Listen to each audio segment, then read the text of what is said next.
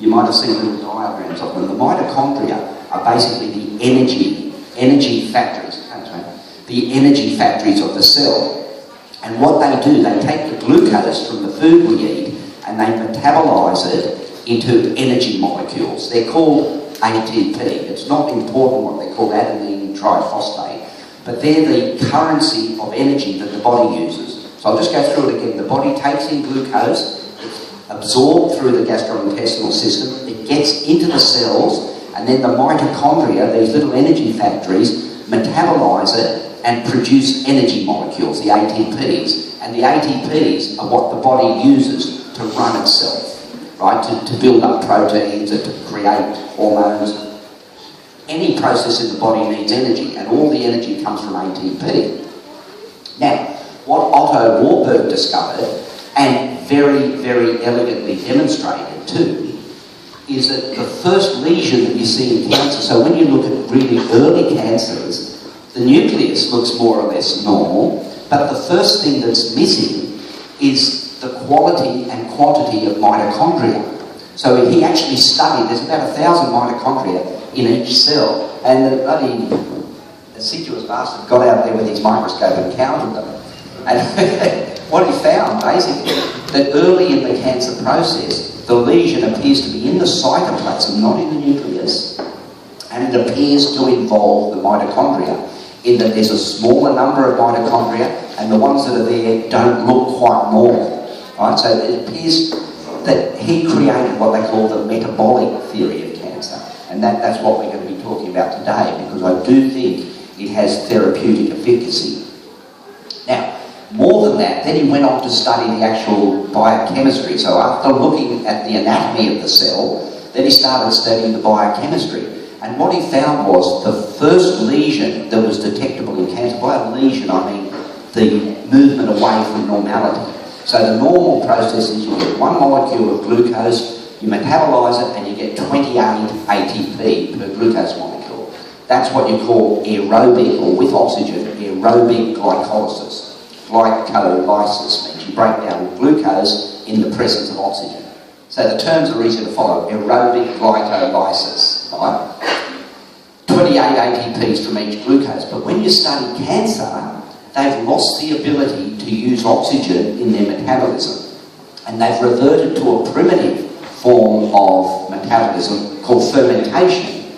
And even if oxygen is present, the cancer cells can't use the oxygen. Instead, they use anaerobic, or without oxygen metabolism. And with each glucose molecule, they're only able to produce 2 ATPs. So remember, 28 ATPs from a healthy cell and only 2 from a cancer cell. Now, it's interesting that Otto Warburg's research directly led to the creation of PET scanning.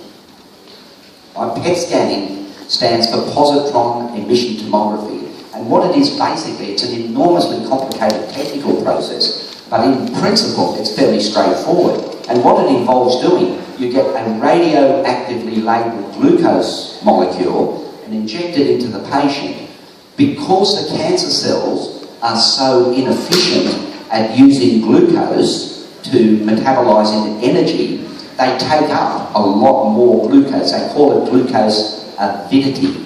It's very avid, or it sucks up the glucose because it needs something like 14 times more just to get the same amount of energy. So to have a PET scan, say for instance mum or dad or anyone has been diagnosed, say, with a lung cancer, and then the doctors, before they consider an operation, want to see if it's spread throughout the body.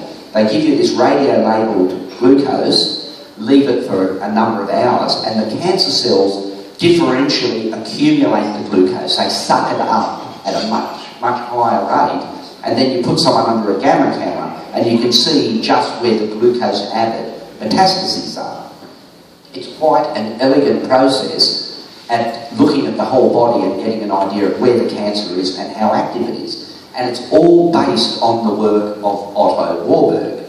But even though they're exploiting his work to produce these diagnostic instruments, they're ignoring his work as to what actual cancer is and how to deal with it. Now, they did a really, really elegant experiment, because the doctors are still saying whatever Warburg says, it doesn't matter. the cancer's in the genes and it all starts in the DNA. That's their mantra at the moment. But if you get little microdissection kits, so you get a cancer cell and you take the nucleus out of the cancer cell and put it in a normal cell, it doesn't go cancerous. But if you get a normal cell's nucleus and you take out the cancer cell nucleus and put the normal nucleus in the cancer cell, by rights, by their theory, the cancer should stop. But the cytoplasm transmits the cancer tendency. So cancer, when you look at it that way, is a metabolic disease. The first problem is the inability of those tumours to handle glucose in a very similar way to diabetes type 2. By diabetes type 2, people become insensitive to insulin, so you can't absorb the glucose into your body and you end up with high levels of glucose. It's a metabolic disease, and it can be cured by type 2 diabetes, can be cured by metabolic therapy. In the same way, Warburg argued that cancer is a metabolic and not a genetic disease, and the approach should be a metabolic approach. It's the next few years will actually sort out who was right on this, but my bet's on Otto at this stage. Now, what does that mean? Everyone goes through the mantra of, we know that cancer, sugar feeds cancer, right? And in a sense it's right, it's a simple statement, but in a sense it's right. I mean, cancer is like all the cells in the body. You need energy for it to function, there's no doubt about that. But there's one lucky metabolic difference between cancer cells and ordinary, normal cells that can be exploited therapeutically, and this has given us some hope. It's this. Ketone bodies are chemical molecules that are formed from fat, generally during periods of starvation.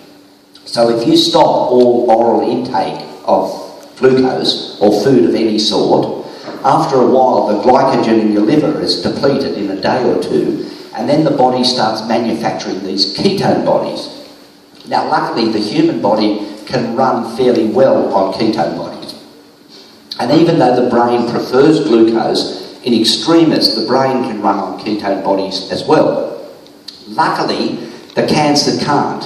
Whatever lesion caused the problem with the mitochondria and caused its loss of ability to actually use oxygen to metabolize glucose properly. So it's a bit like having a furnace. Instead of it burning really well with the oxygen pumping through and you're getting lots of heat, you're getting this sort of black smouldering sort of metabolism that you have to throw a lot more fuel into to get the same heat output.